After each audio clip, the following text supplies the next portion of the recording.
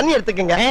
அத தோசைக்கல்ல ஊத்தி அதுக்குன்னு வழக்கமா ஒரு விளக்கமாறு வச்சிருப்பீங்கல்ல? ஆமாங்க. அத அடிப்பக்கமா திருப்பி சரிங்க. வரட்டு வரட்டு வரட்டுன்னு ஒரு 4 இழுப்பு இழுத்து சரிங்க. நல்லா கழுவி விட்டுருங்க. சரிங்க. ஒரு கிண்ண நிறைய மாவு எடுத்து பெரிய ரவுண்டாவும் இல்லாம சின்ன ரவுண்டாவும் இல்லாம சரிங்க. பொதுவா ஒரு ரவுண்ட ஊத்தி 4-5 வெங்காயத்தை போட்டு அள்ளி பொடி பொடி பொடியா நறுக்கி அப்படியே மேலாப்ல பரபரன்னு தூவி விட்டு சரிங்க.